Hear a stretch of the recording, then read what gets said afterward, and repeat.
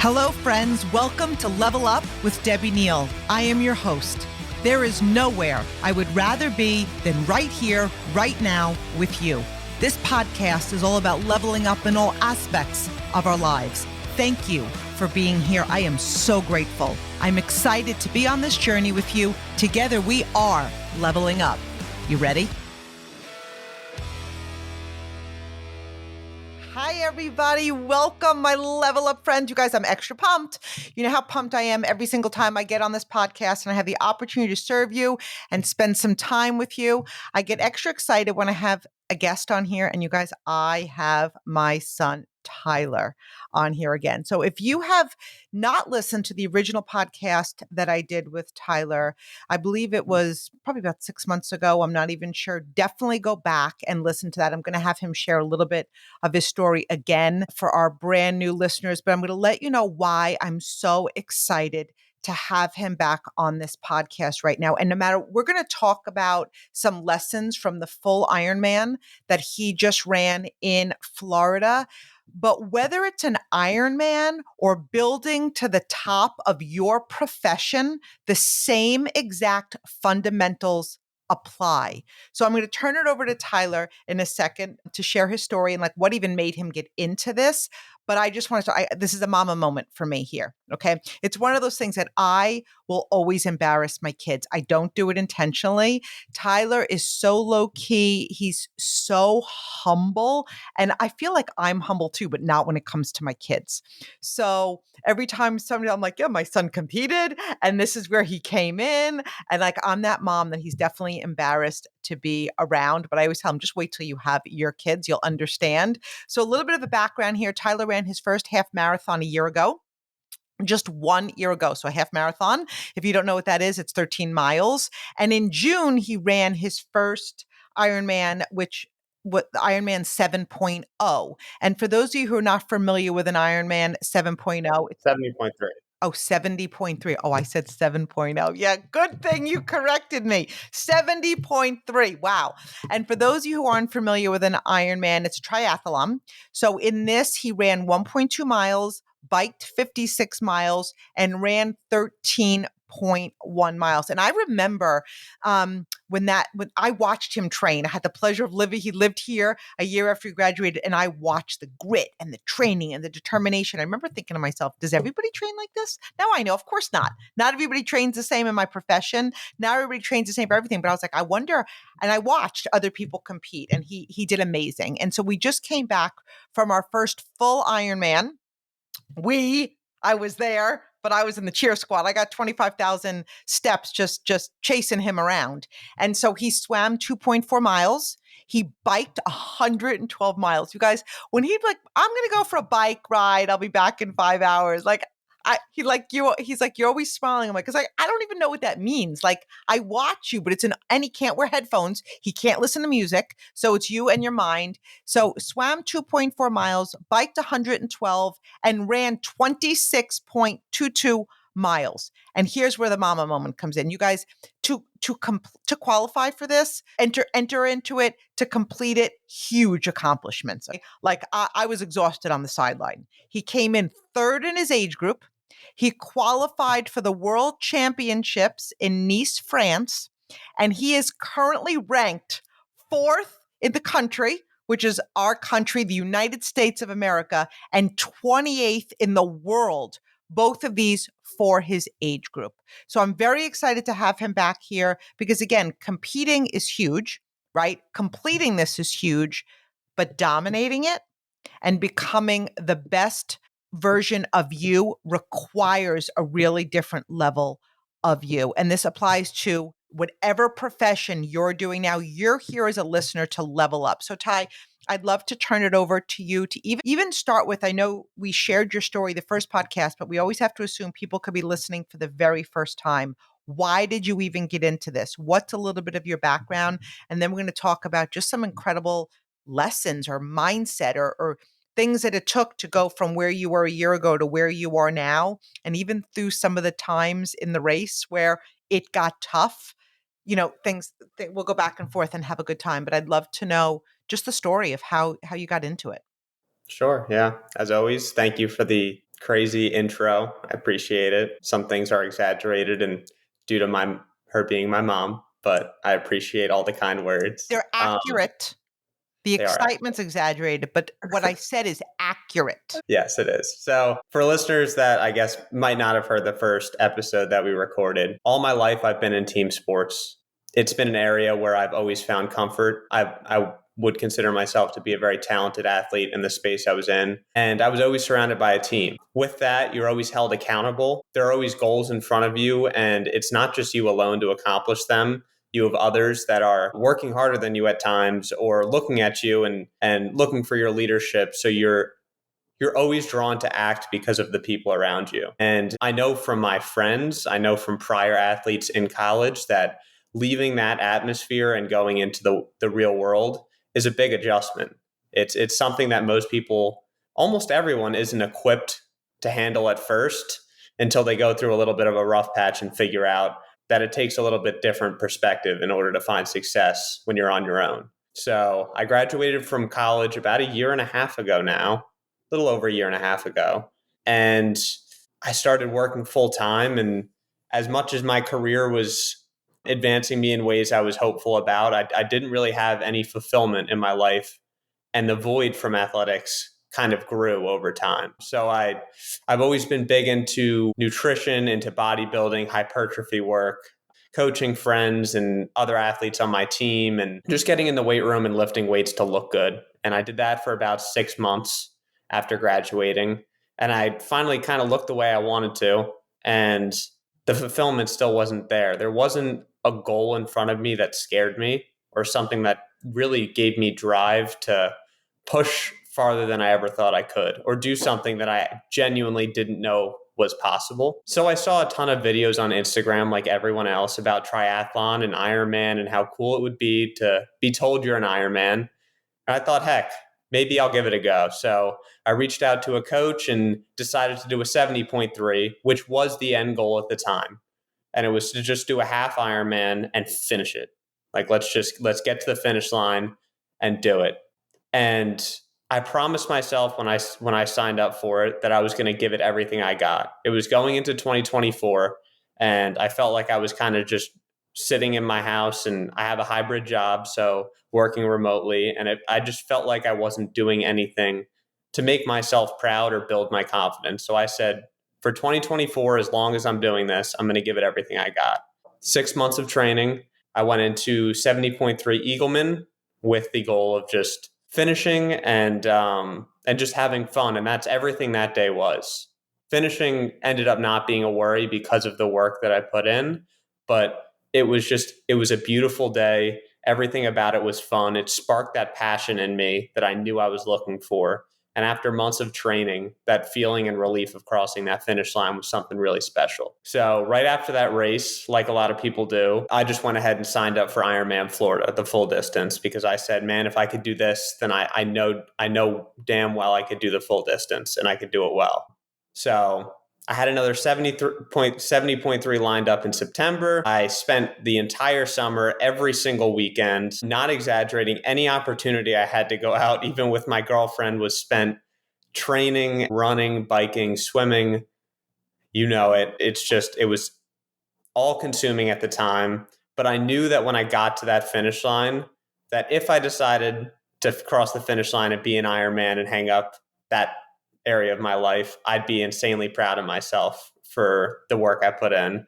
But if I crossed that finish line and did well and wanted to advance and maybe have a future career in that space and help others do the same, that I wanted to show up as ready as possible. So really devoted everything I had leading up to Ironman Florida, and even still showed up, and just that voice in the back of your head just says, let's just finish. Like, I just want to finish. And I don't know if I could finish, but I know I put in the work. And yeah, I was lucky enough to have both my parents and Jamie come out to Florida, and somehow, well, not somehow, the work was put in, and I happened to have a great swim. I happened to put together a really good bike and then run amongst the best, and yeah, landed myself in a pretty cool spot. And I really found a passion that I know now I want to be in my life for a long time. And as a coach now, helping other athletes and seeing others grow as well and find a love in the space, it's been something that's been really special. But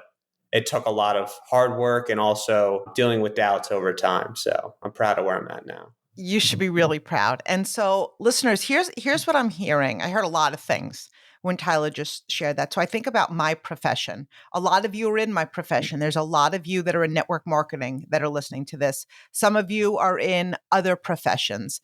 And I remember when I think about my own goals, like I was obsessed to grow to the top of my company, obsessed. And look, if you look at statistics, in anything, the statistics for us to grow to the top, and you can go to earnings statement, was 1% of people that start grow to the top. And sometimes we could look at those type of statistics and be like, well, 99% don't. But I was really excited, and you should be really excited, whatever you're doing for a living, because I looked at that 1% and I was like, I'm going to be in that 1%. Because I'm going to do what 99% of the people are not willing to do. That's number one. And number two, I'm going to have a decided heart. And when you have a decided heart, you put in the work, you put in the effort. And then I can remember growing to the top. And so that's like Tyler completing an Ironman. I mean, it's different, but I grew to the top, but then I was like, oh, wait a minute. There's so much beyond the top, right? So completing the Ironman is huge. Growing to the top of where I am or wherever you're aiming to grow is huge. But then I saw that like this horizon. And then I'm like, well, now I want to be in the 1% of the 1%. I want to be the 1% of the 1%. And that just took a whole different level of commitment and grit and focus and discipline and mindset. And so often we think we're born with these talents. I wasn't born with mine. Tyler wasn't born with his. Now, he's a naturally really good athlete, and he's very humble. He's an All-American. He was captain. He's a born leader. And we're going to talk about, and we get further into this, he's now coaching athletes. So if that's something in the back of your head to think, you know what, I want to do a triathlon. If I was going to be coached in anything, I want to be coached by the best and somebody who's as committed as he is. So we're going to talk about this as we go on. But Tyler, I'd love to even touch on for a second, like when I watched you train for the half Ironman, it was unbelievable. Like I would hear the stationary bike, like, and it wasn't a Peloton bike. Like it took money. You invested in yourself. You invested in your bike. You invested in the races, and to succeed in anything, you need to make that investment, not just money, but in time. And what did the training even look like from the half to the full? Because when you set that next goal, you have to be prepared to train harder, to do more. And one of the things that I love that Tyler said was he had a goal. Like he felt like he wasn't fulfilled. And so he set that next goal. When we don't have a goal, we end up wandering. Like we kind of feel that lost feeling because the goal lights that fire inside of our soul, but the next goal does require the next level of us. So just a little bit of a comparison of even like some examples, what the training actually looked like, but then how the mindset had to grow, the discipline had to grow, the commitment had to grow, because the existing one, as amazing as it was, wasn't enough. Yeah. And I think before like getting into specifics, I think when I kind of say my journey and the training that I'm at now, it's by no means something that someone can just go in and jump to and adjust towards, right? It growing in anything I found and hitting that next level and then doing even more than you did before, it takes building belief, and that's forged through slowly compounding sessions, compounding volume, and slowly increasing that over a really long period of time. Because endurance, I mean, just like the real world and just like starting a business or deciding to take on athletes and coach, it takes little deposits every day for a really, really long period of time. And those that are willing to do that and continue the path end up doing well. So when I first got into training about a year ago, and this is for triathlon, I will preface, I always ran in the past. So I just wasn't I never had a structured training program. So getting into a structured training program, I started and I probably did eight to 10 hours per week of training. Because I was a full-time corporate worker, most of that time came on weekends. So I was looking at about 2.5 hours on the bike on weekends, on Saturday, maybe a quick run after, and then on Sunday, a 90 to like 2 hour run per weekend. So that was about you do the math, about 5 hours in a weekend, 4 to 5 hours. And that lasted through my first 70.3. And when I crossed that finish line, it was just like, wow, there's proof that the work like actually pays off. And that's something that's hard to see at times, especially when your goal is so big and far away at first and you're starting from ground zero. It takes really embracing the process and loving the process to get to that first point. But after completing the 70.3, training did really ramp up. So I was going from 5 hours in a weekend to 6 hours on a Saturday, 6.5 hours on a Saturday on the bike, and sometimes a run after that. And then on Sunday, I would have 2 hours running and maybe an hour swim. So we went from 4 to 5 hours in a weekend to maybe closer to 9 hours in a weekend. And then you'd be doing more on weekdays, which means you wake up earlier. And instead of waking up at and starting your sessions at 6, you're actually starting them at 5. But I guess my point is that all became easier and possible for me. Number one, because of just progressive overload over the course of the year and training within myself for a really long time, but also just because I constantly proved to myself that I could do it and I got used to that level of training. So more kind of became easier mentally in a way. When you think of a successful brand that sells online, like Skims, Bombas socks, Gymshark, you think of their amazing product or their social media. But what is often overlooked is the business behind that business that makes selling for customers online simple. For millions of businesses, that business is Shopify. Nobody does selling better than Shopify because it is home of the number one checkout on the planet. Businesses that sell more sell on Shopify. Upgrade your business and get the same checkout that Bombas uses. Sign up for your $1 per month trial period at shopify.com/level up, all lowercase. Go to shopify.com/level up to upgrade your selling today. And you said something that I love and I talk about all the time. So many people, when they make a decision to do something, whether it's to grow to the next level or make more money or get promoted, or for you, it was an Ironman. Sometimes they overestimate what could be done in a short period of time and they underestimate what could be done compounded over time. So sometimes they'll give like a business, they get really excited and they don't see results in 3 weeks and like, oh, it didn't work. Right. And so one of the things you said is you're building endurance, and it's the same thing in any single business. It's about momentum is not actually lighting yourself on fire. Momentum is consistent activity compounded over time. And when you do this, whether it's a triathlon or whether it's leveling up your business, it's being consistent. And while being consistent, being more, doing more, showing up more, learning more, committing more, because the more we're becoming, the better our results are going to be. And this is something like commitment's huge. Commitment is huge. If you're not committed, if you're not drawing a line in the sand, if you didn't feel you were 100% committed, Tyler, how easy do you think it would have been to get up at 4 o'clock in the morning and do these things? Like it, without commitment, you can find a million excuses not to do these things. Yeah, definitely. I mean, without commitment and true belief in the vision that you have, it's just not feasible. Maybe a week, maybe 2 weeks, but right when you start choosing the days that you want to show up and the days that you don't want to show up, that's just a slippery slope.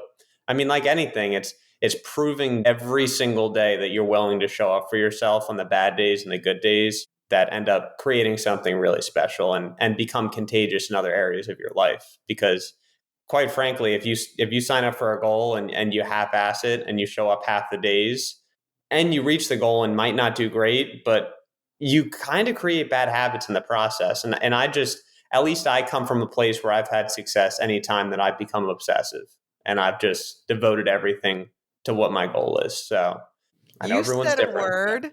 So my listeners know I love the word obsessed. We're living in a culture today, people are like, I don't want to be obsessed. I want to be zen. Anything worthwhile, it takes obsessed about it. When you're obsessed about it, the idea of being mediocre is off the table. The idea of quitting is off the table because you're obsessed about creating those results. And so one of the things I want to talk about, Tyler, because sometimes people set goals and obstacles show up and fear sets up and doubt sets up and so many things show up. And so you did the swim, and I have to say, you guys, as a mama, I knew he was going to dominate, but you watch your child. He's a grown man. He's going to be 24 years old on December 18th, but I still just remember this tiny little baby, and I'm watching him running out in waves. They're waves, like it's the ocean. So he did that, came out great, did his bike, 112 miles, got off great, passed me at mile 13, smiling, and said, I'm about to enter into a dark place. And so that's when so I'd love to talk, what was that dark place? And then how did your mind show up during that time? How did your commitment show up during that time? Was there a temptation to slow down, to walk? And how did you deal with that temptation? And I asked that question because there's going to be so many times where people say, I did good enough. I did good enough. This is painful. It hurts. And whether that's growth, whether it's a leg cramp, that is going to show up all of the time. So I'd love to talk about that. Yep. So I guess I'll start with the actual stats that I was looking at when I knew I was going to go into a dark place and kind of how I was feeling, and then go into kind of how I sorted through it. So my plan going into the race was, going into the run, at least the marathon, was to hold a certain pace and keep under a certain heart rate for the first half. And then the second half, hopefully, if the heat didn't catch up to me and I wasn't low on sodium and start cramping, then I could pick it up a little bit.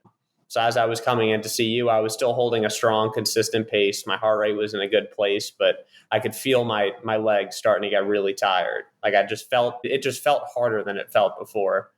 And yeah, as I made that turn, because of all the training that I've had and the experiences I've had preparing for the day, I just knew that there was going to be a point where my body didn't want to do it anymore. And I was going to have to mentally get through that. And I think that's what has really, reflecting back on the full distance, has drawn me to it the most. It's because whether you're a professional and you win world championships, or you are the most beginner athlete that was not prepared for the event, everyone gets broken by the marathon in some capacity. You reach a point in the marathon, you've been outside in the heat for 7 to 10 hours, and you reach a point where your body physically can't do it anymore. Like it doesn't want to continue to run, whether that's at mile 18 or mile 25. And it's up to you, and it's up to the mindset that you've kind of ingrained in yourself throughout training to get through that last bit of the run. And I think that's so cool, because at some point, whether you're a strong or weak runner, you look to your left and your right, and all of a sudden you're on the same playing field with everyone. It's people are walking, people are on the floor cramping, people stop completely and are bent over, just upset. And it's who's willing to get to the finish line and who's willing to do it fastest. So yeah, I hit that point at around mile 16, earlier than I thought. But it was 85 degrees and humid, and we were on just an asphalt road the whole time. So it was very exposed for anyone who knows Ironman Florida. So double leg cramp, ran through it for a few miles, keeping my pace as good as possible. And then once I got to 21, it was basically a cramp anytime I tried to move. It's kind of why I got emotional at the end of the race. But the way I got through it was, and the way I get through most training, is thinking about myself after the race, sitting on a chair, eating a pretzel and a slice of Domino's pizza, and thinking back at how I managed that situation. And I refused to let myself believe that I'd get to that point and say that I walked the last hour of my marathon. Like it genuinely wasn't an option for me. So there was a lot of waddling, and I made a promise to myself to stay under a certain pace because I knew I was in a good position for my age group. And yeah, I mean, the marathon ended up being something that everyone blew up on, looking back at the stats, and it came down to a dogfight and just getting to the finish line. So that's definitely what I was most proud of. And yeah, for me, it's just my biggest motivation was looking back after the race and hopefully saying that I was proud of the way I mentally handled the adversity, which looking back, I am. Yeah, you nailed it. And the mindset is everything because our bodies, whether we're again shooting for the next level, growing to the top, running a marathon, your mind will want you to quit. Your mind is going to go danger, danger, danger because you're stepping outside of your comfort zone no matter what you're doing. And so so many people hit that, and let's just talk about it in business, and like they pull back and then they move forward. And then the minute they feel that pain, they pull back. And in order to level up, to truly level up and to create the business and the life and whatever it is you're looking for, it's to push through and build that mental toughness, that resilience, and that mindset that you are going to win no matter what comes your way. So what I'm really excited about, Tyler. So Tyler is, again, I'm his mama. So I am always going to brag on him. But what I do say is accurate. Tyler is a leader.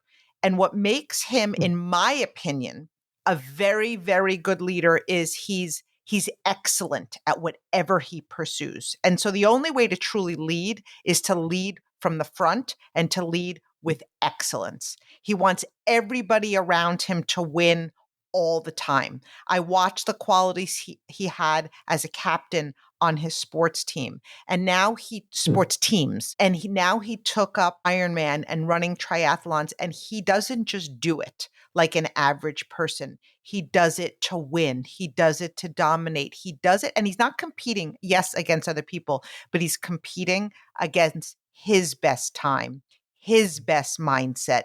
His biggest competition is the reflection he sees in the mirror. And so that's leading from the front. That's excellence. And then a big part of leadership, the biggest part is now you want to help other people be more, right? And so now he's made a decision. And in addition to his incredible corporate job, he is now coaching people. And so I'd love to turn this over to you of why did you want to do this? And what type of people you're looking for? Because if you're looking to do something like this, we're going to talk about how you could get in touch with Tyler. I know I'm very biased, but I don't believe there's a better coach on the planet. Not just with this, it's just I've watched his dedication and the love and the true passion. Have you guys heard this expression? I know you have because we've talked about it on here. If you love what you do, you're never going to work another day in your life. And so he's living out his passion. And so to help other people be more, I'm really excited to see him flourish in this area. So Tyler, I'd love to talk about like why you wanted to get into this, what you're doing, and how people can work with you. Yeah. So I love what you said a little bit ago, and it's something I didn't really preface enough here, but it is my number one drive and main drive. Whenever I say I'm competing in an event now, or when I say I'm trying to go out there and win, the win is if it's first place, that's due to all sorts of uncontrollables around me and great, but the win is doing better than I did the day before or the race before. And I think that's what's so special about this sport, different than sports that I've done in the past, is that you are always just looking at yourself and finding ways to improve yourself. And honestly, coming off of Eagleman 70.3 in June, the way that race and that prep changed me for the better was something that I just couldn't keep to myself. I found myself talking to others about it. I was completely obsessed with the sport, and I coached some family members for a local race, and I really loved that experience, and seeing them do something that they truly didn't believe they could do was really special. So with all my training that I've done, it's always been alone. And my biggest goal is to build a community of people that are obsessed with chasing goals that seem impossible to them at first, because I think that's so inspiring. And just being able to be a piece of that puzzle for someone is just so rewarding for me. And that sounds in a selfish way, but it's just special to be a part in someone's journey, like triathlon as a sport or running. So I've started a company, Team Endure More. Our slogan's actually "Do More, Be More." You've been saying "Be More" this entire time, and I'm not sure if that was alluding to it, but I've just found my biggest takeaway from the year is through doing more, I've just become a bigger version of myself. I mean, my vision for the sport has completely changed for myself, and it's changed the way I look at my reach and how I could bring other people in and enjoy the sport in a different way than I'm already doing. So yeah, in August, I officially started my coaching business, and I've been grateful enough to have athletes come on and take on events already and start training for events in the 2025 calendar. We have team events in the 2025 calendar coming up, and I'm just so excited for what's to come, because surrounding yourself with people that are as devoted and obsessed with something as you are is so, so, so special. Yeah. I mean, it's basically what I do for a living, only I'm not biking, I'm not running, and I'm not swimming. But I love what I do, and I love the industry I'm a part of because I have the opportunity to become the best version of me. It's a lifelong journey. And then again, when we become more, we can help other people be more. And so when people ask me all the time, what's your favorite part about what you do? What I do, I happen to sell the best products in the world. But what I'm passionate about is watching other people tap into their potential and live the life they were born to lead, because we weren't born to be average. We weren't born to just get by. We were born to thrive. We were born to thrive. So, Tyler, how can people, if they want to learn more about your company and speak with you and see if this is a fit for them, how can people get in touch with you? And you guys, I also, obviously, Tyler, you're going to mention your Instagram. Like, he's been so great at his stories, and it's an inspiration to me because I could use a lot of improvement in this area. So he's a great person to follow. But how can people get in touch with you if they want to learn more about your coaching program? Yeah, I'd say right now through Instagram's definitely the best outlet. Yeah, for me, social media has never been something I've been passionate about. I've been a consumer of social media, but never someone to post content. And yeah, I really urge you, if you are interested in the sport or just learning more, or want to have a conversation, definitely give me a follow. Kind of finding my footing on Instagram and finding what messages I want to portray. And I'd be really happy if you kind of followed along for the journey. What is your Instagram handle? Tyler__Neal. Tyler__Neal. And that's Neal with an Neal because he's my boy. So it's the same spelling. All right. So, T, before we go, if you were to think of like top 3 things, okay? And again, it could be for Ironman, it could be for business, to really separate yourself from the rest. What are your top 3 things? If people want to level up, they want to become excellent, they want to be more. What are either the 3 things or the 3 areas? 3 things that people could say, yeah, these are some areas I'm going to spend some time in. Yeah. Number one, whether it's a goal that you truly believe you can achieve or something so scary you don't think you can, you have to set a goal.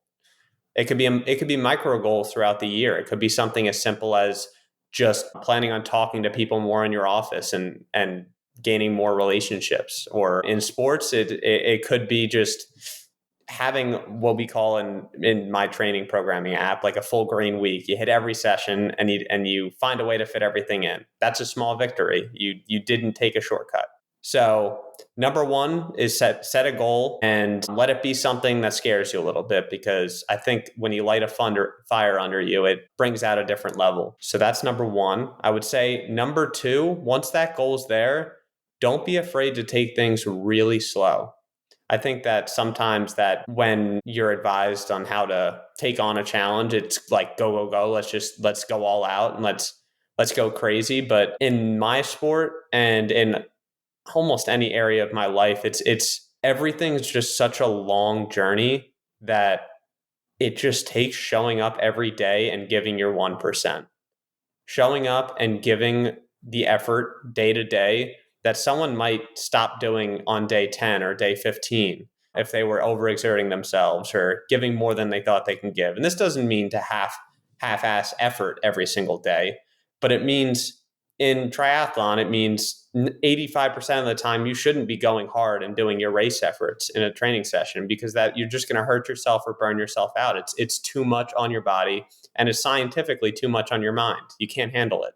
So in my coaching business, it's been just about consistently posting throughout the week. It's I'm not going to promise myself to post 2-3 reels a day and expect to be creating content for 5 hours a day, but just showing up. And then 3 is forcing yourself to be surrounded by others that are better than you or where you want to be. That's something I'm doing more and more. Sometimes online, in an online business, that could be really difficult because you're not around people every day.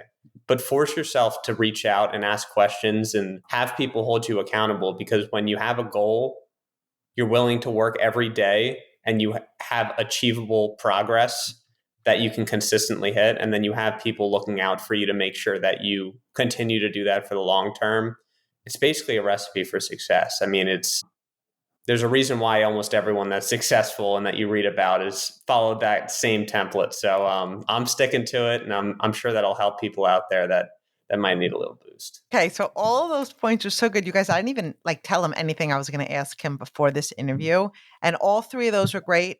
The last one, well, first of all, you guys know the way I feel about a goal. Like, if you don't have a goal, you don't have the ability to lead, because you don't know where you're going, right? Your goal is your compass. That keeps you focused on your vision. It gives you something to push towards. And if you're coaching, and that's what I do for a living in my profession, is that coach has the ability to inspire everyone to one common goal, and it's the win. And without a goal in sight, what ends up happening is we end up maybe strategizing, or we kind of have like a little coffee clan, but it's not a leadership role. And the people you're surrounding yourself with is so important, because I know when I have a really big goal, the people that I want to talk to about those goals, they've done it already. It's not going to be somebody that's going to say, Deb, you've done enough. You don't have to do more. This is really good. Most people haven't done that, because that gives me permission to play smaller. If Tyler would be talking to people saying, I would never get up at 4 a.m. Biking 120 miles is insane. It's crazy. That would give him permission to think he's better than he actually is, if that makes sense. And many of you have heard this phrase: if you are the largest fish in the room, you are in the wrong room. You constantly want to outgrow, and your network changes all the time. The people you're surrounding yourself with changes all the time. Some ideally are staying constant, but the more you surround yourself with those overachievers, it pushes you to do more and be more. So Tyler, thank you so much for being here. I know the listeners loved it. You guys, you have to follow him at Tyler__Neal. He's my boy, and I am so proud of him. And one, to learn about his coaching program if it interests you, but just to follow his journey, because it's really, really inspiring, and there's only incredible things for him on the horizon. So thank you, buddy. I'm really proud of you. Thanks for being here. Thanks for having me.